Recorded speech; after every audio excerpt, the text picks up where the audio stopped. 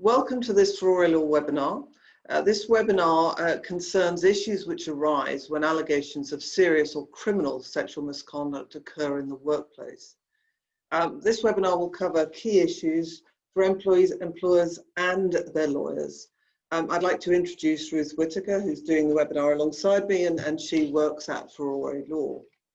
What we will do throughout this webinar is focus on key issues which have arisen as a consequence of cases that we have done recently. And those key issues include whether there is a duty to investigate sexual misconduct, particularly in the context of police investigation, the vexed issue of legal advice privilege, where an external law firm is used to investigate the alleged sexual misconduct, covert recordings. We have mentioned this topic and we want to cover it because in two recent cases involving sexual misconduct that we have been involved in, the employee concerned has covertly recorded some of the managers within the employer organisation. And we will look at the implications both in terms of the employment relationship but also in terms of litigation. And finally, we'll deal with regulatory issues, so where the allegations of sexual misconduct occur at a regulated firm or the alleged perpetrator is a regulated individual. So to start with, we want to look at the question of employers' duty to investigate sexual misconduct in the workplace. There is a statutory duty, a general statutory duty under the Management of Health and Safety at Work Regulations 1999, which means that the employer must undertake a sufficient and suitable assessment of the risk to the health and safety of employees. Now, in the context of sexual misconduct, that will most probably mean that you, if you're the employer, needs to consider whether, for example, to suspend the perpetrator and what interactions you should be having and safeguarding you should be providing to the alleged victim.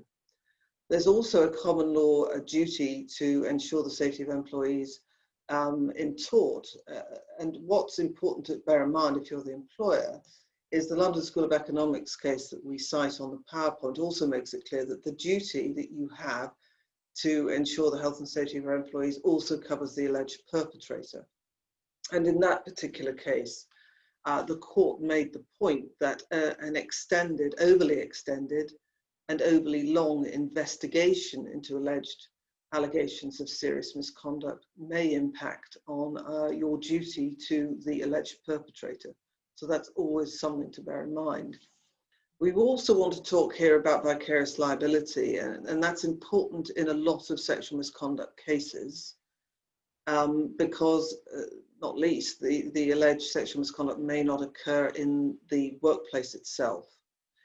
Clearly, this is an area of law that's been on the march and has been moving over quite a number of years now, but the Supreme Court has produced two recent judgments that bring us back to the original test that one applies when looking at vicarious liability.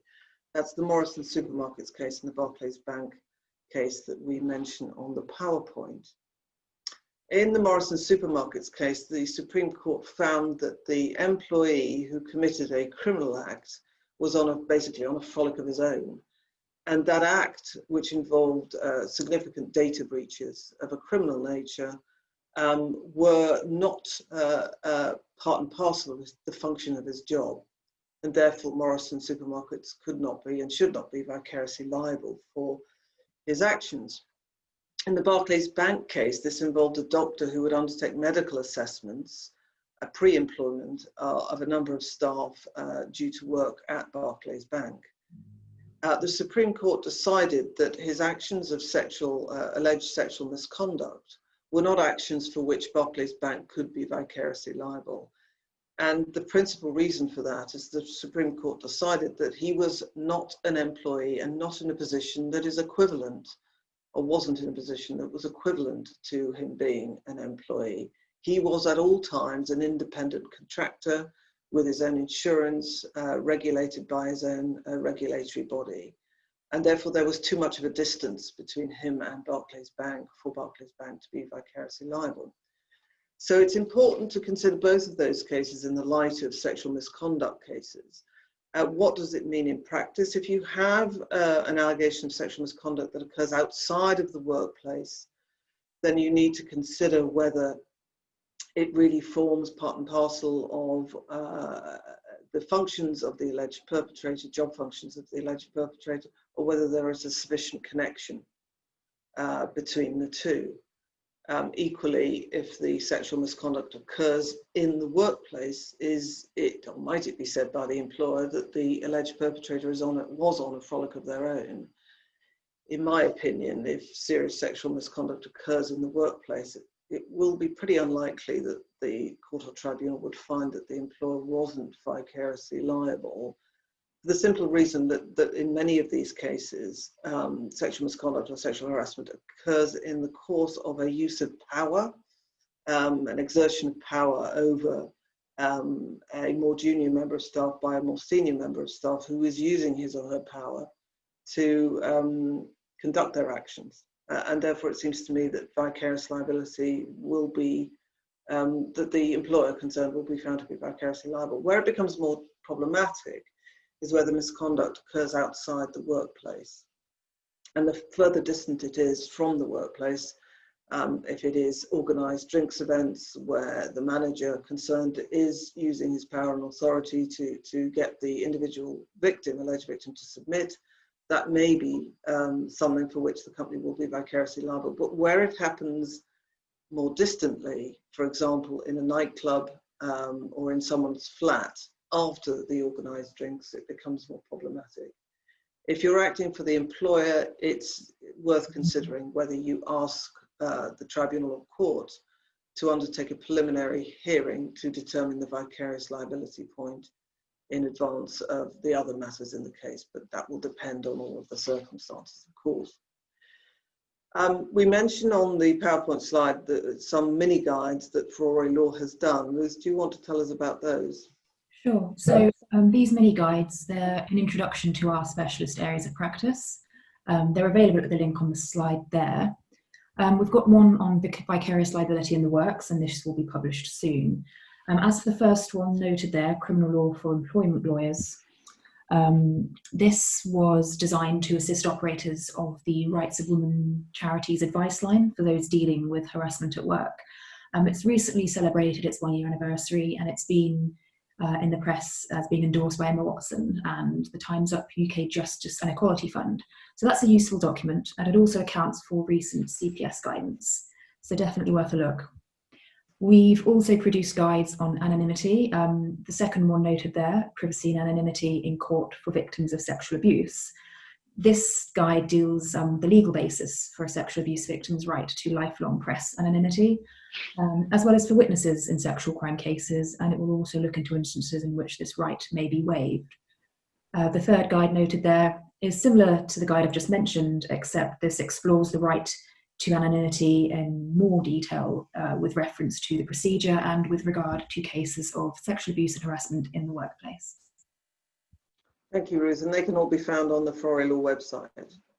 Okay, let's move on to the first part of our discussion in more detail, which is the employer's duty to investigate sexual misconduct in the workplace. And really the focus of this webinar is serious sexual misconduct. And nonetheless, it's worth bearing in mind the Equality and Human Rights Commission's guidance on sexual harassment generally and harassment at work generally, because these are, or it does include some principles that are relevant when you're dealing with criminal level or serious sexual misconduct in the workplace. So by way of example, it does make the point, and we agree with this, raise the possibility of reporting the matter to the police with the alleged victim. So if you're working for HR, if you're a manager, then yes, you should raise with the victim the possibility of he or she making a complaint to the police, but you shouldn't push it. The employee, the victim concerned, may have a number of reasons why they do not want to go to the police, and therefore the employer should not insist, nor should the employer, in my opinion, draw an adverse inference from the failure of the employee or the decision of the employee not to do so. And I always say to tribunals they should not do that either. There is an exception to that. If there is imminent and serious risk to other employees as a consequence of the facts and matters that are brought to the attention of the employer, then yes, it may be necessary for the employer to actually make a report to the police. Whether there is an imminent and serious risk depends on all the circumstances of the case. You have to consider whether this is something that happened in the workplace, whether this alleged perpetrator has a history of bad behaviour with women. Another point of guidance that again we agree with: employers should discuss disciplinary processes with the police and can still investigate the matter if the police stop becoming involved. Now, two important points here. Often employers have said to us, well, if the police become involved, we should stop our investigation. Well, we don't agree with that. There's nothing to prevent you having a parallel investigation. And indeed, it's very important to do so, bearing in mind your duty, the employer's duty to investigate, and the employer's duty in relation to health and safety of staff. A police investigation can go on for a very long time.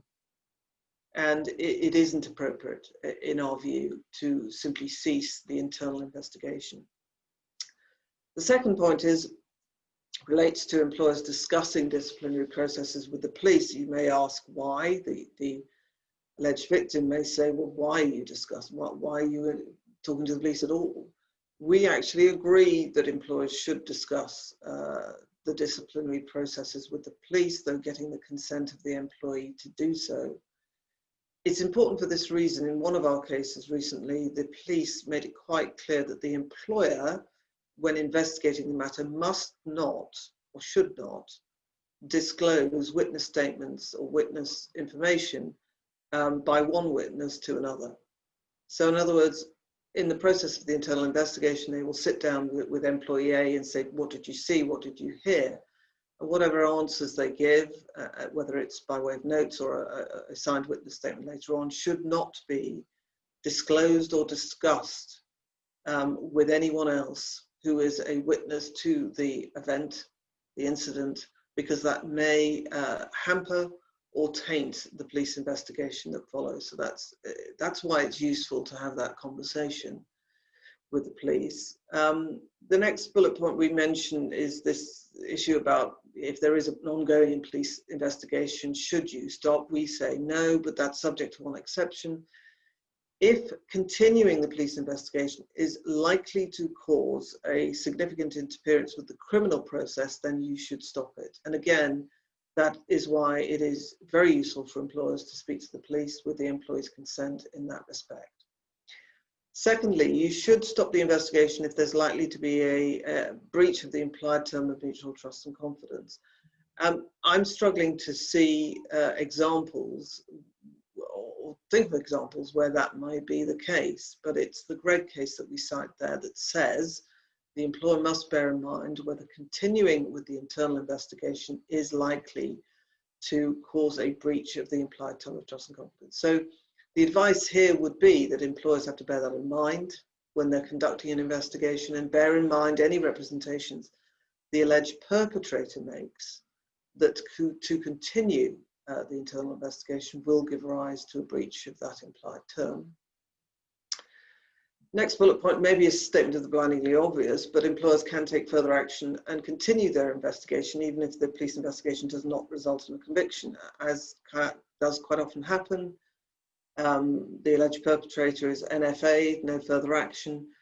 That does not mean that the employer stops being under a duty to undertake their own internal investigation. They should continue to do so.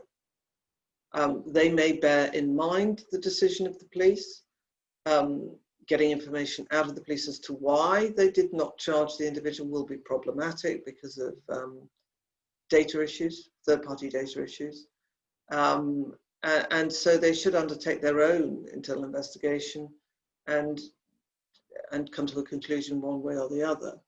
Now, as part of that internal investigation, there is always the difficult issue that often results or can result in a standalone allegation in any proceedings that follow, either by the alleged perpetrator or indeed by the alleged victim, because suspension hasn't happened.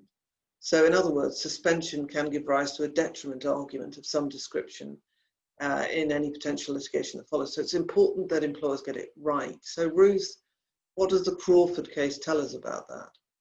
Well, Crawford is a safeguarding case. It involved two nurses who were suspended and then dismissed following a complaint about their treatment of a patient, the allegation being that they had tied him to a chair. In a footnote to this judgment, Lord Justice Elias notes that even when there is evidence supporting an investigation, this doesn't mean that suspension is automatically justified. So it shouldn't be a knee-jerk reaction, and it will be a breach of the duty of trust and confidence towards the employee if it is.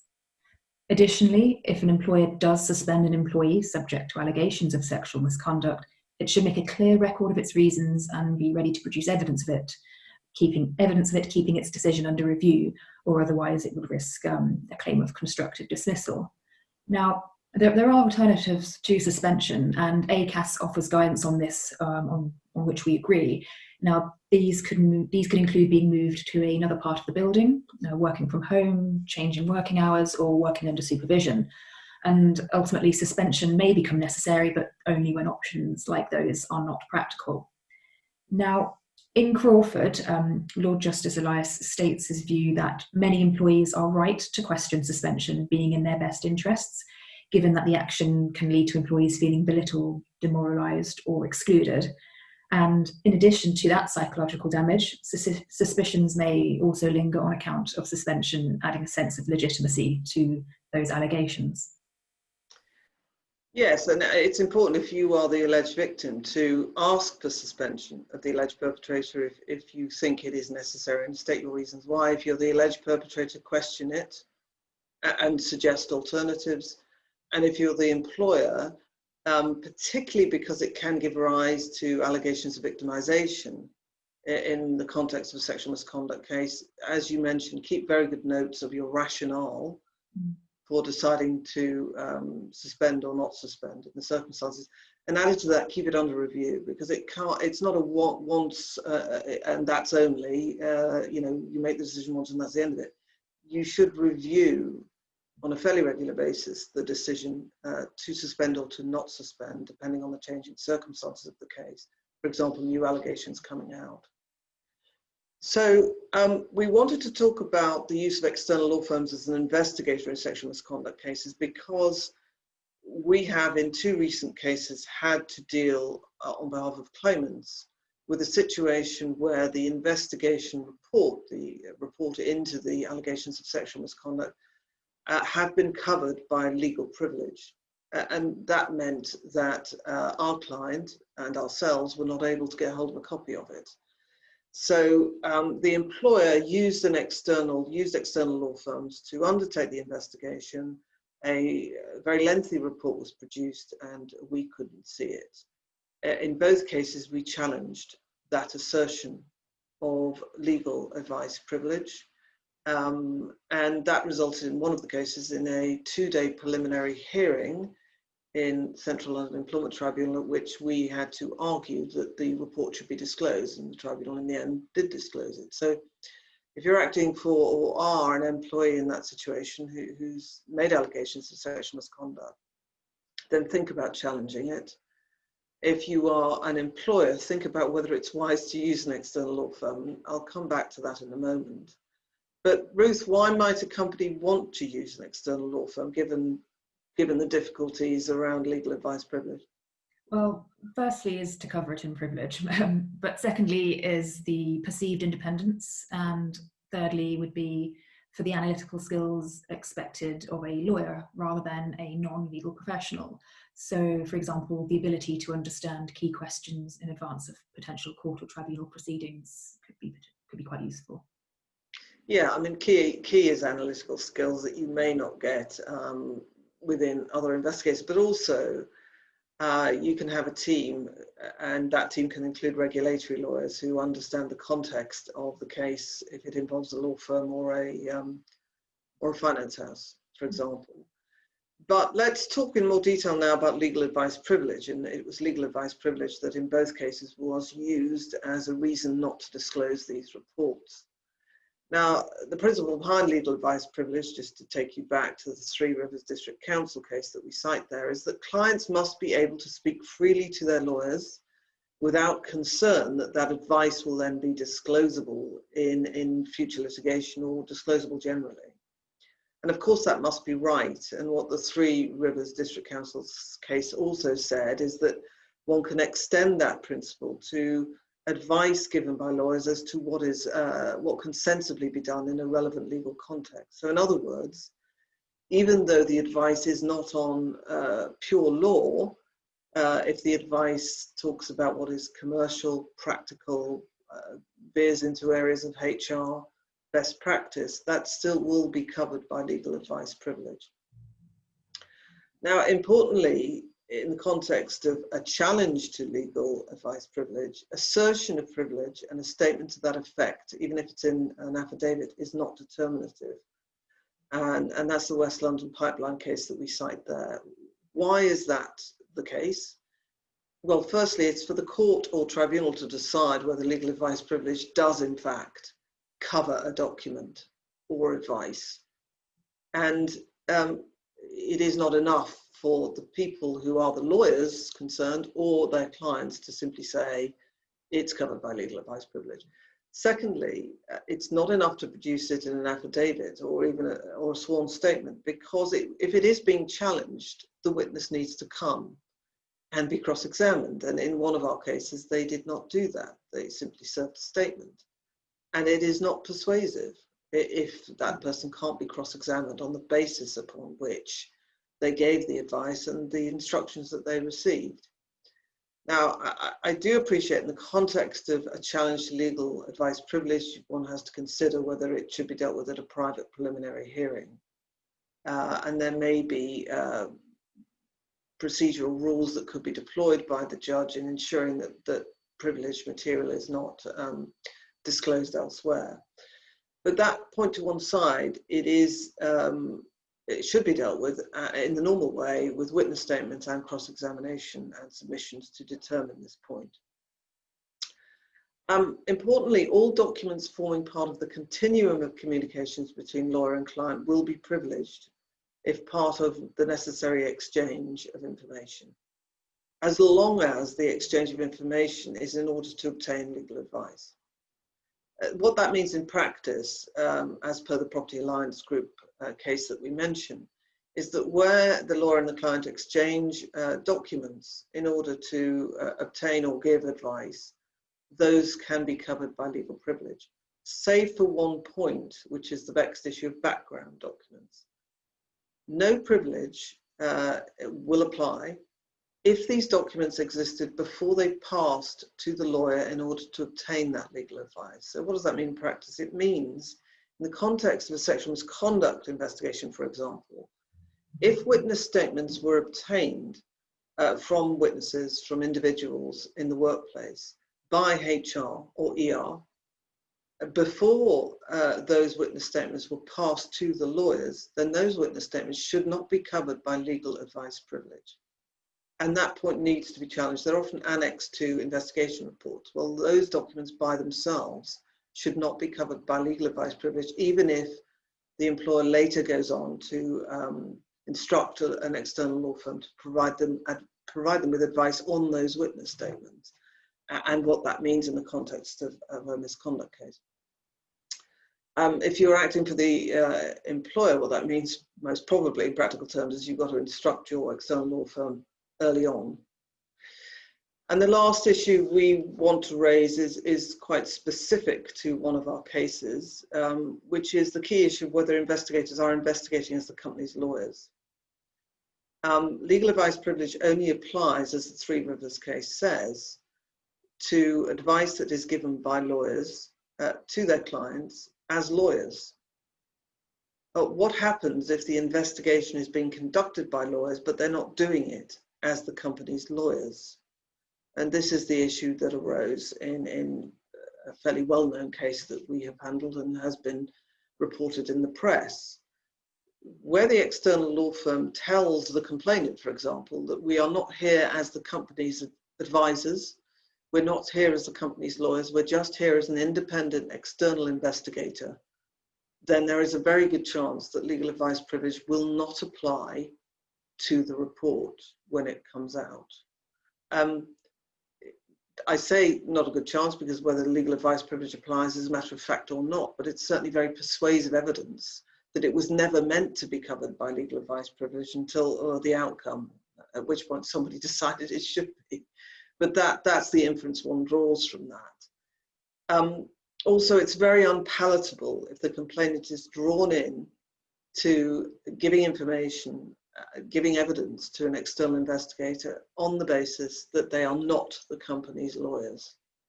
There's a public policy point there. You don't give false, misleading information to an employee in order to extract information from them by making that assertion, that misrepresentation.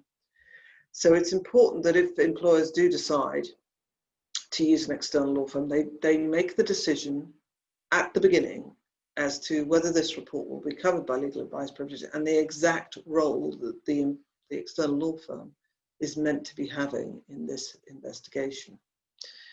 So we're moving now on to covert recordings. The reason we have mentioned this, as I think I said earlier, is that in recent sexual misconduct cases, we have had situations where the employees, the alleged complainants, the alleged victims, have made covert recordings. So the first point to consider in the context of this is GDPR and DPA. Is there a breach? This may be relevant to misconduct issues. It may be relevant to whether or not you argue as the employer that despite the discrimination claim that has come, the employee would have been dismissed in any event. And we'll look at the case of the facts of the mustard and flour case as we go through this, but that was a High Court decision in 2019 that involved a claimant in a personal injury case covertly recording the medical assessments of her by the other side, the defendant's medical experts. She did it on the advice of her lawyer. That wasn't in contention. And what the High Court decided is that under GDPR, there is this exception that it's not in breach if you're using it for purely personal reasons or for purely personal activity, otherwise known or used to be known as the domestic exception.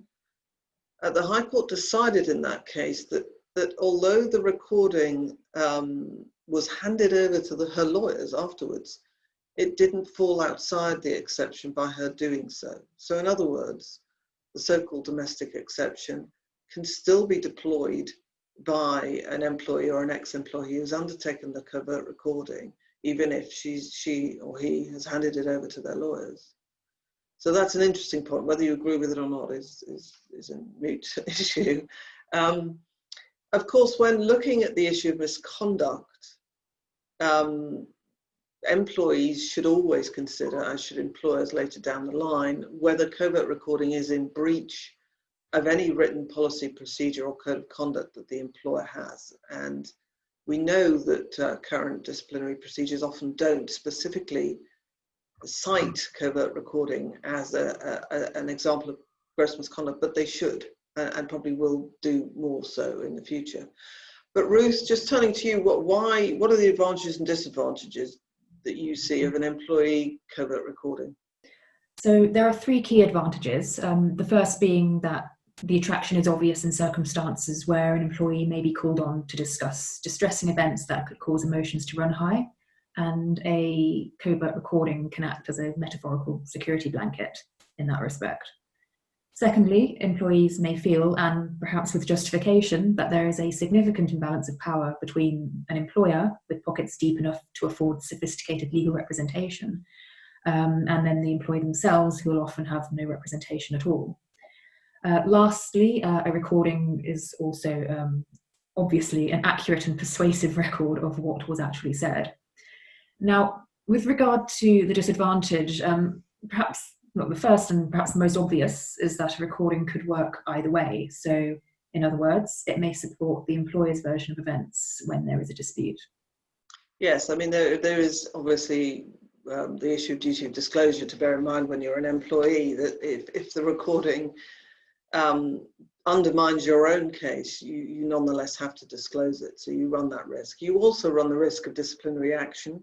So I've mentioned policies, procedures, and codes of conduct, but of course you also have to consider as the employer, and indeed as the employer, when you're looking to consider whether to discipline the employee whether to have covertly recorded is a breach of the implied term of mutual trust and confidence. And that's the Phoenix case that we mention in EAT decision that we mention on the PowerPoint. Whether it is a breach of the implied term of mutual trust and confidence in the absence of a specific term within your disciplinary procedure is also relevant to when is it likely to be gross misconduct, and the factors that the courts and tribunals will take into account when deciding whether or not it in fact amounted to gross misconduct are such things as the seniority of the employee concerned who undertakes the recording. Should they have known better, in other words? The role that that employee undertakes, are they involved in a role within the organisation that in part deals with the conduct of others, like compliance officers, for example. Other matters to take into account: what's the context of the conversation that's being recorded? Is it a business meeting? Is it a HR meeting? It may be more reasonable or understandable to record a HR meeting about yourself, where the only matters being discussed relate to your data. It's an entirely different matter and more likely to amount to gross misconduct if you are tape recording a business meeting, which will involve reference to highly confidential information, potentially business secrets, and also third-party data. The last point we wanted to raise just on the employment relationship aspect of covert recordings is what if a claimant uses disability as a reason for the covert recording. We've had this recently in a couple of cases where the employee says, but I am disabled for the purpose of the Equality Act. I needed to undertake the recording because I have concentration problems, memory problems, etc.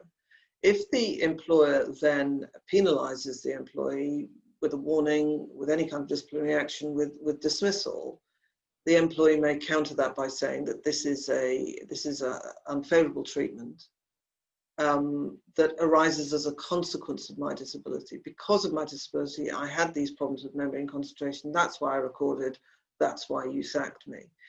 But that is a Section 15 disability claim, and it can be justified by the employer. And one of the justifications I think an employer would reach for in those circumstances: why didn't you simply ask us? Tell us you had memory problems, concentration problems, or even if we knew it, why not say to us, is it okay if I record? And that's potentially problematic for a claimant.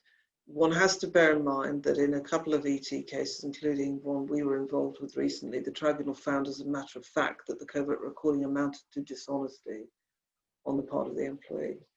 And that's made worse, of course, if the member of ER or HR or management says, are you recording this? And the employee denies it. I think in those circumstances, gross misconduct is highly likely to be found, unless there are extremely extenuating circumstances. So staying with covert recordings briefly, and looking at it in the context of litigation, bear in mind, does the disclosure of sexual misconduct amount to whistleblowing? Well, yes, it can if the alleged victim is disclosing the allegation of sexual misconduct in the reasonable belief that they're doing so in the public interest. It can amount to whistleblowing. And if they disclose it in a recorded meeting, then I think it would be rather difficult for an employer to mete out a detriment as a consequence of that recording, because the question is it the recording that they're meting out the disciplinary action for, or is it the contents of the recording that have caused them to potentially, it will be said, victimize the employee concerned? So yes, our next bullet point, deploying disciplinary action as an act of victimization. So if that is alleged, the tribunal or court will have to decide, is the individual being victimized for the contents or for the fact of the recording? Employees can capture a detriment through covert recording, and in doing so, the very contents of the call could amount to gender harassment, victimization, sexual harassment. So the point really is this: it happens an awful lot, and any employers, managers, fellow employees should be extremely aware that it's very easy to record anything now. What about admissibility and the balancing exercise? So you are acting for a claimant, or you're acting for a respondent. There is a recording that has been disclosed, and it is relevant, or it isn't obviously irrelevant. The employer thinks, I don't like the contents of that, it doesn't help us, I'd rather have it made inadmissible by the court. So how do the courts decide, Ruth, whether to admit a covert recording as evidence? So Mustard is the case you mentioned earlier, Suzanne, regarding the road traffic accident where the claimant recorded the consultation with the defendant's medical experts, but not her own. Now, here, Master Davison ruled the recordings admissible, but did describe the action as reprehensible and lacking courtesy and transparency. That being said, in this case, they were still found admissible on the basis of their relevance and probative value, and ultimately it's the fairness of the litigation process overall which will be accounted for. Now, the employer may attempt to encourage the employment tribunal to take the view that the covert nature of the recording is reprehensible, and that was the case in Mustard. But although the reprehensible nature of a recording may be outweighed by its relevance and probative value, it could bolster an employer's argument that doing so amounts to gross misconduct. Now, Master Davison stated that the level of reprehensibility depends on how much frank misrepresentation and subterfuge occurred. So the more there is, the more reprehensible the recording is likely to be in the view of the tribunal. That being said, he didn't consider them to be so reprehensible to outweigh the considerations of probative value, relevance, and fairness.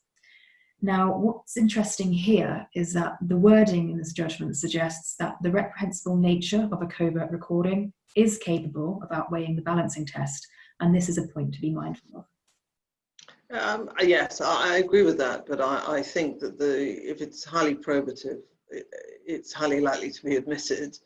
Particularly if the recording is actually cited as an act of harassment or victimization by itself, or the contents of it are.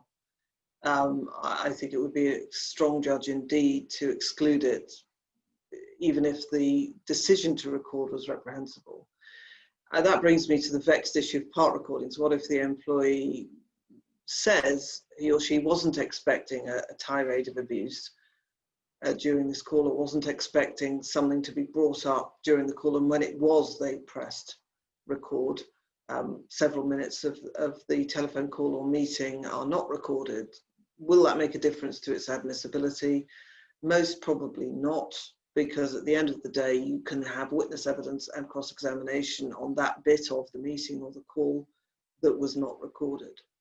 So it may impact the credibility of the claimant. There may be an assertion that he or she wound up the individual manager before pressing record, or there could be a suggestion that there's been tampering by the record in relation to the recording itself. The other issue I wanted to talk about briefly in the context of litigation was compensation reduction. So it's always important for claimants to bear in mind, and for employers to bear in mind, that if you covertly record, it could be, and you are dismissed for it, it could be argued that you contributed to your own dismissal, and therefore any compensation from that dismissal may be reduced by the employment tribunal. But more relevant to the kinds of cases we do is the Chagall point, sometimes known as the Polkey point, but Chagall point in discrimination cases, is but for the discrimination, would the employee concerned have been dismissed for covert recording, and therefore compensation should be limited as a consequence. Now, I appreciate that isn't always the end of the argument, because there are the stigma damages to consider, but it is a pretty useful tool for employers to say, and claimants should bear this in mind before they press the record button. It's very useful for employers to be able to say, well, she would not have stayed with us beyond December. It would have taken us 3 months to go through a disciplinary process at the most, and therefore she would have gone by then. Her compensation, if we are guilty of discrimination in relation to other matters, should be capped at loss of earnings until that point. So it's extremely problematic for employees in terms of litigation, and the question becomes, is it gross misconduct? And then you bring in the principles we talked about earlier. Now, of course, the tribunal will always bear in mind that it's a point that is useful for employers to raise in the context of a discrimination case. But nonetheless, and in the cases we have been involved in, tribunals have found dishonesty and have capped damages as a consequence of that. But it is important to bear in mind in Shigar that you can, in relation to the Shigar point, you can make the point that perhaps if the discrimination had not occurred in the first place, the covert recordings may not have taken place. So the context in which they are done is significant in that respect. So moving on to regulation, we said earlier we would talk about regulation in the context of covert recordings. Just very briefly, if you are a regulated person and you press the record button, Ruth, what are the principles that are relevant here under the SRA regulatory arrangements? So specifically to the SRA, principles 2, 4 and 5 are most likely to apply given the nature of covert recordings. Principle 2 being you act in a way that upholds public trust and confidence in the solicitor's profession and in legal services provided by other authorised persons. Principle 4 being you act with honesty, and Principle 5 with integrity. Yes, and it's important to bear in mind that the definition of firm is such that again, the firm must conduct its business with integrity. Though it's highly unlikely that a manager would covertly record on behalf of the firm, but nonetheless, it's relevant to bear that principle in mind. Other matters to focus on if you are a claimant thinking about becoming regulated in the future and you press the record button is the fit and proper person test, which we cite there on the PowerPoint, so that the SRA can bear in mind whether you have been disciplined, censured, suspended, criticised by, not necessarily by a professional body if you're not yet regulated, but in the context of litigation. Has there been a court finding against you? Has there been a tribunal judgment that makes an adverse finding against you as a consequence of what may be perceived to be or found to be gross misconduct? So another point to bear in mind if you're thinking of becoming a lawyer. Let's talk about sexual misconduct, which really we want to this part of the webinar to be the main focus. Sexual misconduct and regulation. Now, the reason we want to talk about this is not just because all of our clients happen to be solicitors and financiers. It is more that employers are often, in the cases that we do, law firms or finance houses, and therefore they are regulated as firms. Now, let's talk first of all about the duty to report. And Ruth, do you want to talk to us very briefly about the old rules that used to apply about the duty to report? And this is important in the context of how the new rules have changed. So what's presented on the slide here are the old rules from the 2011 Code of Conduct. And the SRA consulted on this area on account of the differing views as to when the duty is crystallised. Now, whereas some firms considered that reporting wasn't necessary unless both the facts and the fact that they constituted misconduct or serious misconduct were conclusively determined, others would report at an earlier stage. So what the new rules sought to do was to clarify the understanding of these obligations.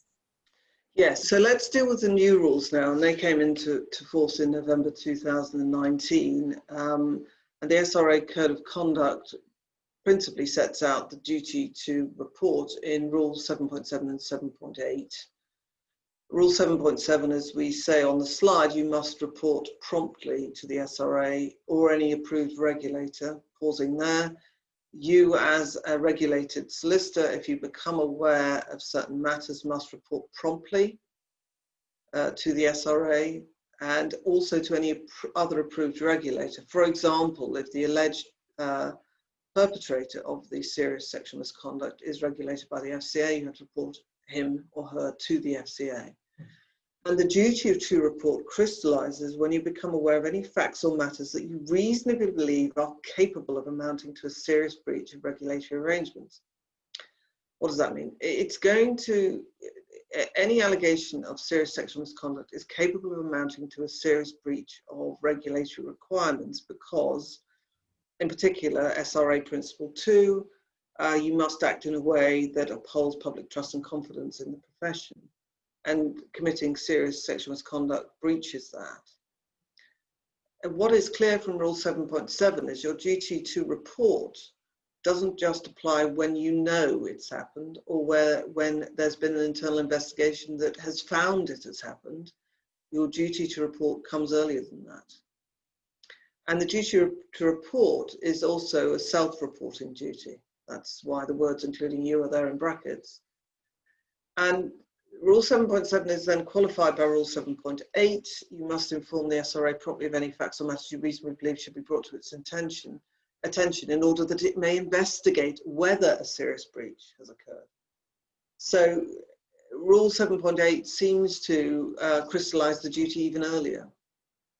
Notwithstanding that you're unable to investigate yourself whether the facts or matters do suggest or amount to a commission of a serious sexual misconduct, you report it and are under a duty to report it nonetheless, and to do so promptly. Now, the duty to self-report is reasonably straightforward, but we will look at the problem where the alleged sexual misconduct has been committed by a solicitor, and that solicitor is your client, or your client is the claimant against whom who's bringing a sexual harassment or sexual misconduct case against him. In other words, you're advising that the only way or the only reason you know about this alleged sexual misconduct is because you are the lawyer representing one or other of the parties. Just before we get to that point, there is the SRA Code of Conduct for firms. You must report promptly to the SRA or any other approved regulator, same wording as before, any facts or matters. So basically, this is the duty to report for firms themselves. So it's not just individuals who have the duty, firms do too. And bear in mind in this context that when the firm conducts some kind of internal investigation into alleged sexual misconduct, there's a very good chance that other solicitors may be asked to give evidence to the internal investigation, and thereby those solicitors become aware of the allegations of sexual misconduct. Their duty to report then crystallizes as well. So we've had a number of cases where the witnesses who become witnesses later in the employment tribunal case have said, well, we didn't know we were under a duty to report it when we were asked about it by employee relations during the course of the internal investigation. Well, yes, you are. What is the SRA enforcement strategy? Ruth, can you just take us through that? This was last updated in November 2019, and what it does is make clear that there are certain allegations they will always take seriously. So to quote the enforcement strategy directly, it states that we see certain types of allegations as inherently more serious than others. For example, we will always take seriously allegations of abuse of trust, taking unfair advantage of clients or others, and the misuse of client money, as we will sexual and violent misconduct, dishonesty, and criminal behaviour. Okay, so this issue of duty of confidentiality versus duty to report, this arose in the context of one of our cases recently, where the claimant was a solicitor, practicing solicitor. The alleged perpetrator was a practicing solicitor, partner in the same law firm, and obviously there were lawyers on either side, and these were allegations of serious sexual misconduct, and therefore should trigger the duty to report. But what do you do if you're the lawyer and the only reason you find out about this information or these incidents are because of the advice you're giving? Now, what the SRA say is that confidentiality by itself does not stop you as the regulated person reporting the serious sexual misconduct. That by itself is not enough. So if you're told about it by a lawyer down the pub on a confidential basis, that's not a reason not to report it. Where it becomes problematic is legal privilege, where you find out about this alleged misconduct in the context of providing legal advice or in the middle of litigation. The SRA say that you still may be obliged to report it if it's in the public interest to do so, but they understand your duties to your clients. Therefore, one way to deal with it, if you think it is in the public interest to disclose it, is to make a report on an anonymous basis. You're not anonymous, the alleged perpetrator is anonymous. You don't name the solicitor who is the alleged perpetrator. And then the SRA can serve a notice on you to demand certain information is produced. Therefore, that gets you around the difficulty of voluntarily disclosing information about your own clients. So that's certainly important to bear in mind. And the guidance the SRA provides on reporting such incidents are, the link is stated in the PowerPoint there, and that's well worth a read. Of course, we do want to deal with the FCA as well. The FCA obviously was supremely relevant in the case of A versus UBS, and the reason it was particularly relevant is one of the issues in the case was the alleged failure on the part of the finance house to report the allegations of sexual misconduct to the FCA. And in 2019, Megan Buckler, Director of Supervision at the FCA, made it quite clear, we view sexual harassment as misconduct that falls within the scope of the FCA's regulatory framework. In other words, don't make the mistake, if you're a finance house, of assuming that your duty to report only relates to financial misconduct. It doesn't. We've put a quote in by the Christopher Woolard there in the PowerPoint as well, Ruth. What do we take from that?